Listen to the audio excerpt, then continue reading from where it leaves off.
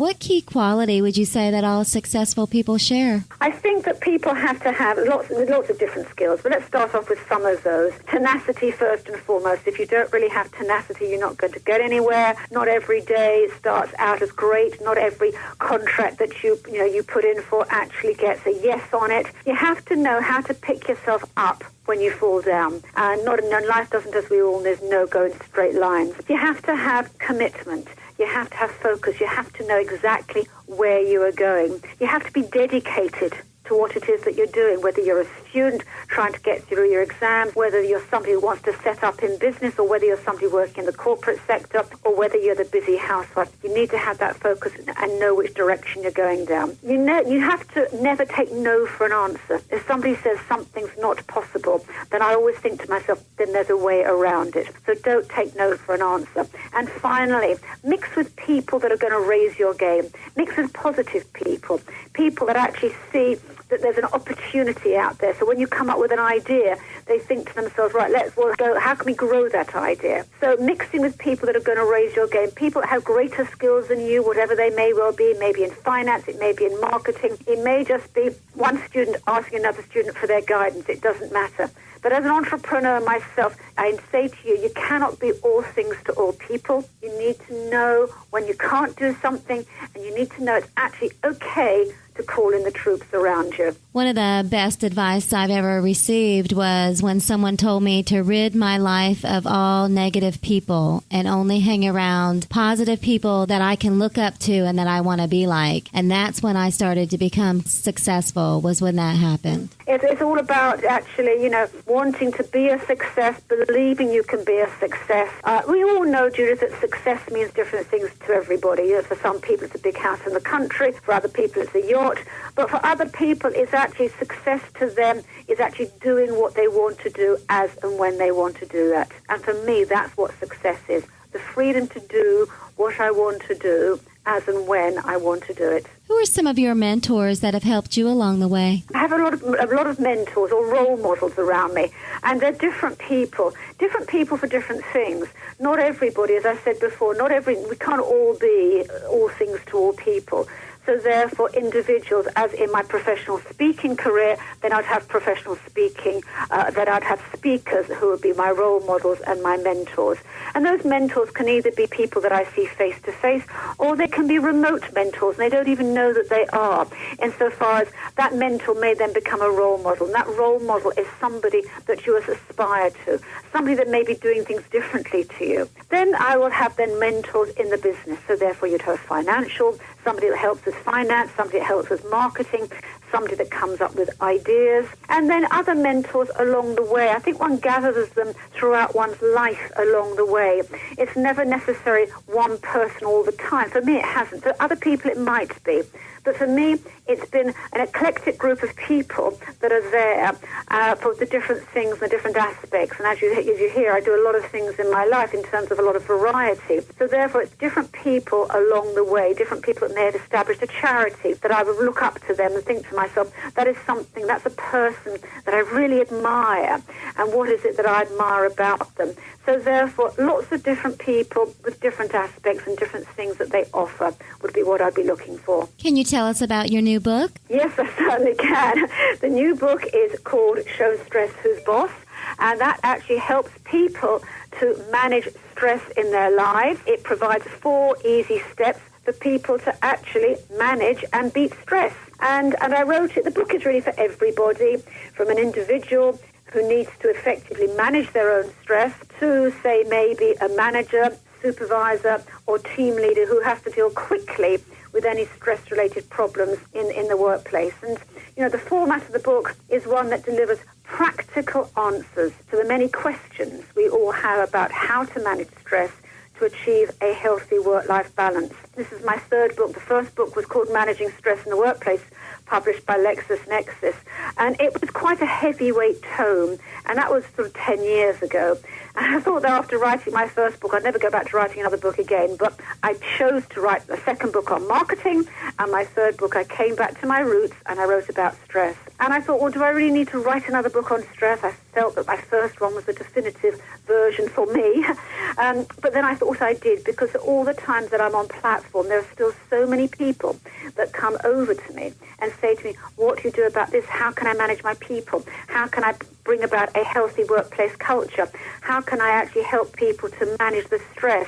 How can I communicate? And I'm thinking, well, obviously the first book didn't give all the answers. So what I did in this book, Judith, was to actually create a book that is full of tips and strategies, and hopefully its aim is to leave the reader feeling confident that they can handle stress in a way that will not only deal with the effects of excessive pressure on performance and relationships, but also with the root of the problem. And so based on my years, many, many years of managing the workplace stress, I've actually created a book with tools and skills and techniques. And it's really for people to be able to dip into it as and when they want to. People can read it from cover to cover, or they can dip into it when they have a stress-related problem that needs solving quickly. And its aim is to deliver instant answers to people's questions. And it's really a book that I'd like to see with coffee stains on it, that is kept on people's desks. It's full of illustrations, cartoons, graphs, charts, everything pretty about it. One thing I didn't want to do, Judith, was to write a book that was actually going to write a book on stress that was going to cause even more stress for the reader. This is a fun book. Yes, of course it's got an academic background too, but it's a fun book. It's a how-to book. It's a book that I need an answer to. I can't sleep at night. I can't sleep at night. There's an answer in the book there for you. I don't know how to communicate with my staff. There's an answer in the book there for you. I'm experiencing exam stress. There's an answer in the book there for you. So I really wanted to write a book that, yes, as I said, is either for the manager, but it's also for the individual. And people need to know how to communicate. And obviously, I'm a counsellor by profession. That is, to me, very important to actually help people create this two-way dialogue, because so many relationships fall down because there isn't this two-way dialogue. And I really believe that this is the decade of the two-way dialogue and communication. What is the most important lesson you've learned from this project? I think the most important lesson from this particular project is that you have to kick open every door of opportunity to make it open. If you wait for things to happen, then they don't. And if you can actually do that, and if you can actually think to yourself that some days you look at what you have to do and you think, gosh, there's so much to do. It seems like a mountain that I cannot climb any further and I can't get to the top. The answer is walk away from it, but actually to come back to it again. Particularly when you're writing a book, sometimes the words don't come. Sometimes you get word blind. Sometimes you think there's so much copy or there's not enough copy.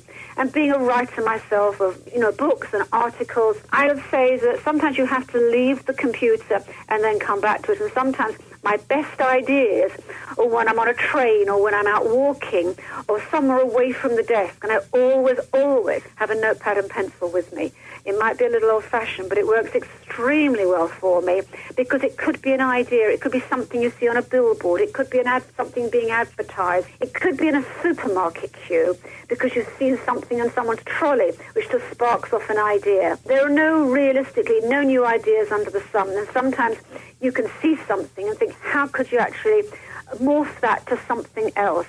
So it's really, as a writer, not to necessarily think you have to do this particular piece of work on that day. It's actually going with the flow. Yes, of course you have to be structured. And in writing all of my books, I've had to be very, very focused and very structured. But nevertheless, even with all of that, there were sometimes some parts that I put into it which came to me completely extraneously, completely when I was far, far, far away from the computer. And I think to myself, when you eat, live and breathe your book and you're writing it, you think to yourself, gosh, that's got to go into a particular place. And it could just be one word that gives you another concept of something you feel is so important. And when you finally put the book to bed, in theory, you switch off from it. But in practice, you actually don't, because there's always that moment of, gosh, something is said. You think, oh, I didn't put that into the book.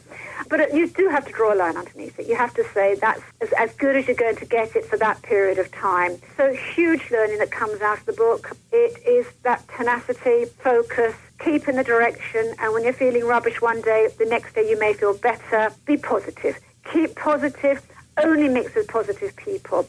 And coming back to what I said, people that are positive that will raise your game for when you're feeling down. People, have somebody around you that will listen to you. For those days when you are feeling rubbish and the words just won't come, then it's points like that you need to know who you're going to call upon. Who are your team?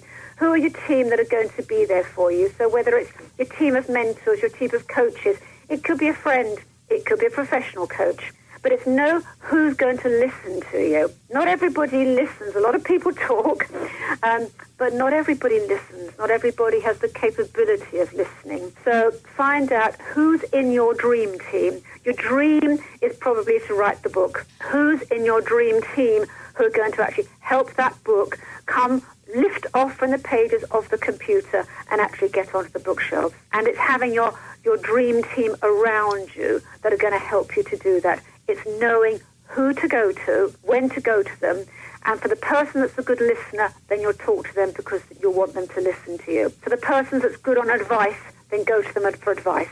But they may not be the person that gives advice may not actually be the good listener, and vice versa.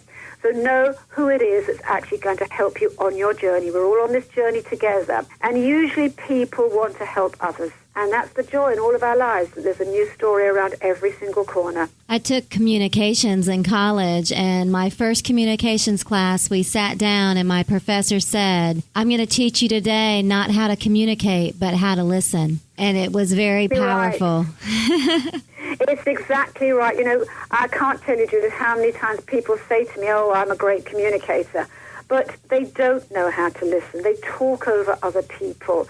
And I know obviously I'm talking a lot today, you're interviewing me, but in a situation where there's a two-way interaction, we need to know how to communicate from one person to another. And that is actually, you know, we have 2 ears and 1 mouth, and we need to learn how to sometimes keep that mouth closed and actually listen. And, you know, one of the keys to listening attentively is if someone's spoken to you and you can actually recount back to them some of the things that they have said to you, then the chances are then you're listening. You're listening attentively. There's one thing about listening, and it goes over your head and you haven't a clue what they've said, but you've just gone through the profile there of just listening to them, but you haven't actually retained what it is that they've said. In order to retain what somebody has said, you have to have listened attentively to the words, to the point where you could actually repeat those words back to them. So in my role as a counsellor, I have to retain, I'm sitting with a client for an hour, I have to retain what they've said when they come in to see me. A client comes in to see me, and then I have to do a wash-up at the end, which is a summary, to sometimes to have retained what it is the person has said to me in their own words. You have to be listening attentively to be able to do that. So your professor was 100% right. Tell our listeners how they can find out more about you and your new book. The book is available on Amazon, so that's very easy to buy that there. Or it's available, the book has its own website, which is showstress.co.uk, or available on Amazon.com. And if people buy it directly from me, then we will include a free stress test card. So it's a little card that will actually identify if you're feeling stressed. And obviously I will provide a personally signed copy at the same time.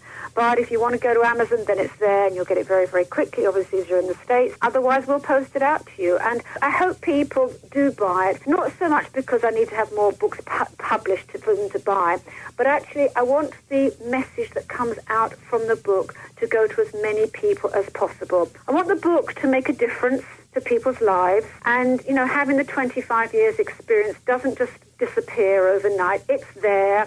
There's been a lot of ups and downs over the years. You have to come through adversity. You have to come through challenge to get to where you want to be. Nevertheless, there are some good lessons that come into the book.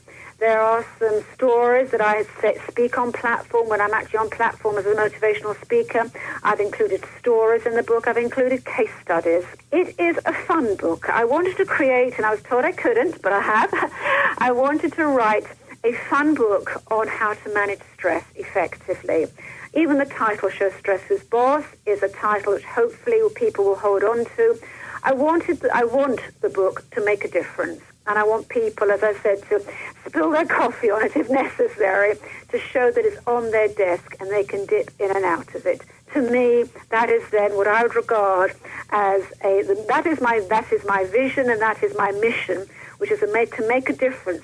If people can manage their stress in all their walks of life, whether it's at home, whether it's at work, then they're going to have increased performance, productivity, they're going to be happier, they'll be able to smile more, they'll be more positive.